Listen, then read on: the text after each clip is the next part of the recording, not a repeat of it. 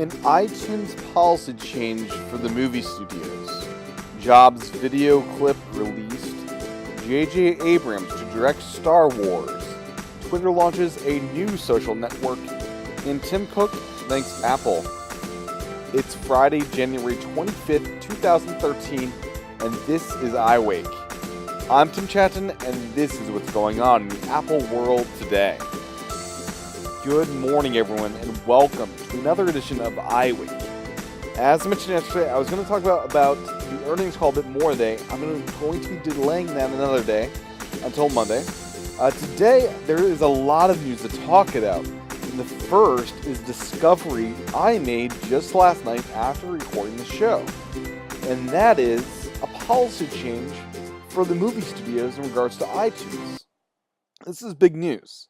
This is awesome news. This is news I have not heard reported on any sites, really. And this is substantial stuff here. So, in the past, when you purchased a movie in iTunes, it is made available through iTunes in the cloud. That is something we all know and appreciate.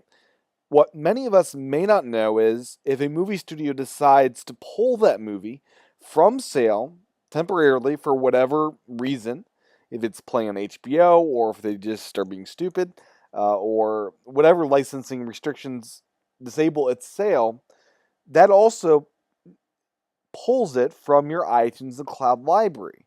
Essentially, you can buy a movie, feel it's safe and secure up in iTunes the cloud, only to have it a day later, a week later, a month later, have it pulled from your account and basically stolen from you by the same people you bought it from. And it's a very terrible feeling when this happens. It's happened a few times for me, and most of the time I've been quick enough to get a refund right away, but there was one instance, Anchorman, where I didn't catch it right away and was not able to get a refund, but instead I got video credits by TV shows. Anyways, the policy change is this. Movie studios are being forced to, it seems, by iTunes to make available to past purchasers movies they buy, even if they're not available for sale. So, the evidence here is found for me with Anchorman, a movie that was pulled from sale that I did not have access to just a few days ago, but as I record this, have now been granted access to it. And most interestingly, it has not been reposted for sale. You cannot go into iTunes and buy Anchorman, yet it has reappeared in my iTunes in the cloud library. I've reported this in the Mac Rumors forums, and others have noted a similar thing where movies that were yanked from their libraries, from Apple, from the movie studios, now have access to these movies that are no longer available for sale.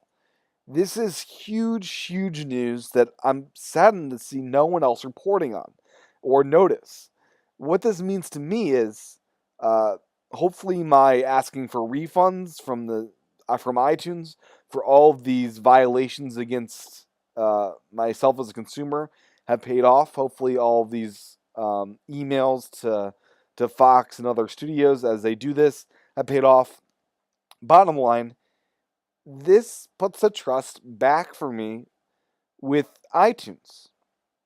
I'm in the process now of downloading everything I've bought in from iTunes for safekeeping, but with this, I feel secure in my purchases, that when I buy something from iTunes, it is in their cloud, even if the studios decide to yank it from sale.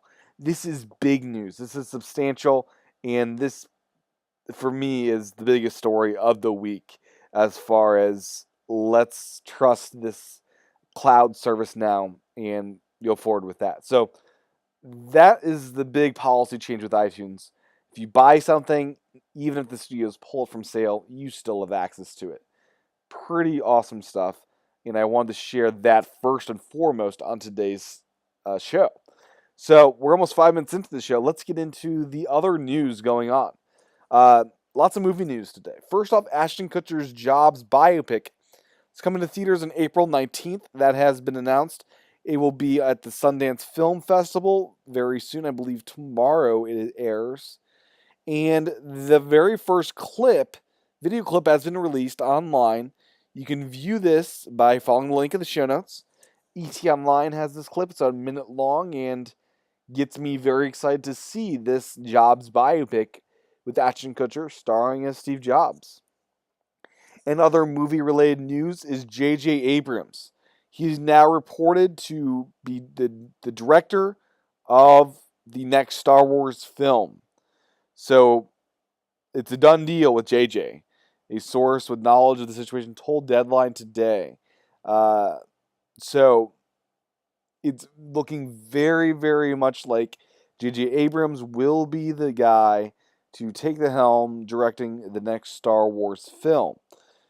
So, not a whole lot of details there except for this is what's going around, and it looks like this is actually a true statement.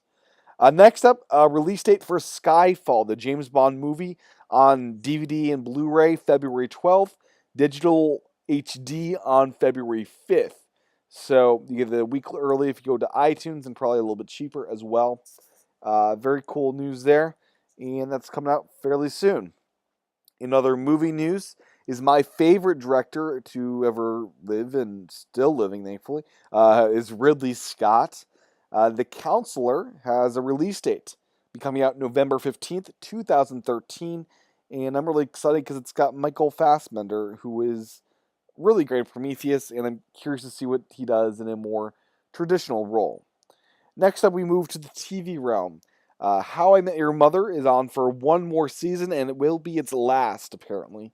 So I'm a fan of the show, and I'm glad to see it's reaching its end, and it's going to have some sort of arc to finish it off.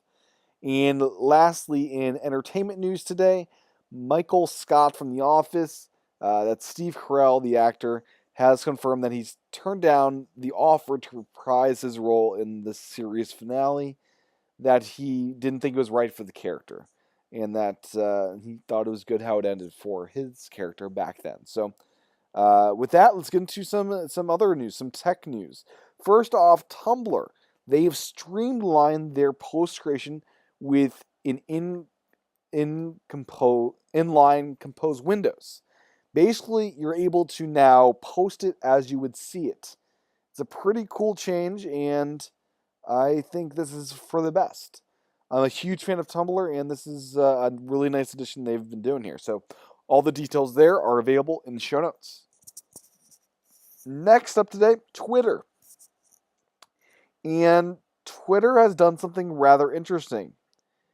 They've introduced, I would call it a new social network. They are calling it a new mobile service dubbed Vine. Vine is a new way to share video. Like tweets, the brevity of videos on Vine, 6 seconds or less, inspires creativity. Now that you can easily capture motion and sound, we look forward to seeing what you create. So you download this app from the App Store. You capture with your iPhone these short video segments and it stitches it together, and it will loop it in 6-second loops, kind of like animated GIFs do. This is a very intriguing move by Twitter. First off, it's not a part of Twitter itself, but links into it rather than being part of the Twitter app. And this is just pretty cool stuff. I've been playing around with it and like what I see so far. The basic interface of Vine is when you capture, you tap and hold for a couple seconds, and then you tap and hold for another couple seconds to release the next segment of the video, and it will loop. And it's a really cool interface to do what we're doing here. So, with that said, Facebook is refusing to authorize user requests to find new friends on Vine. This is similar to how Facebook denied access to Ping. And that was one of the reasons Ping didn't do so hot. But I think Vine's going to be a success. I really do. It is for Twitter users, I believe, more than Facebook users, even though they do want to play ball with Facebook, even if Facebook doesn't want to. Next up, AT&T. They had their quarterly earnings call, and they report 8.6 million iPhones in that quarter. Device accounts for some 84% of smartphone sales. So, huge number of iPhones sold by AT&T, much more than Verizon by a few million. So, pretty cool stuff there. Next up, Tim Cook has been thanking the team, the Apple team, for the success. Here is Tim Cook's letter to Apple. We've just reported another record-setting quarter, thanks to everyone's incredibly hard work and focus. We sold over 75 million iOS devices in the holiday quarter alone, which is a testament to the strength of Apple's innovation. Please join me for an employee communications meeting tomorrow at 10 a.m. Pacific time in the auditorium of De Anza 3. We've created a space on Apple Web where you can submit your questions in advance. We'll do our best to answer as many of them as we can during the meeting. The meeting will be broadcast live throughout Cupertino and at many of other Apple locations. Please check Apple Web for details. So, in the past, Tim showcased the philanthropic aspects of Apple and some different employee benefits at these type of meetings. So, I'll be curious to see what this town hall meeting has in store. Next up is the Pebble Watch. It is now shipping to its early adopters, and the application is available in the iTunes App Store. So, if you are an early adopter of this watch, now is the time to get it. And last up today, I'm excited to state and announce that Boinks TV has a new beta, and it's getting close for release. This is for Mountain Lion. Boinks TV is an app that I use to record this very show you're watching or listening to, and it hasn't really played that nicely with the Mountain Lion. So finally, we're getting a Mountain Lion version. A link to the beta is in the show notes. So with that said, thank you guys for tuning into today's show. You can find the show notes at iWakePodcast.com. I also wrote a book, and it is available for pre-order now. Just search for iPod Evolution in iTunes to find it, or in the iBook store through your iPad. That's iPod Evolution. And I also do YouTube videos over at youtube.com/TCHATEN. Thank you for tuning in to today's show. I'll talk to everyone again on Monday. And iWake Again subscribers tomorrow.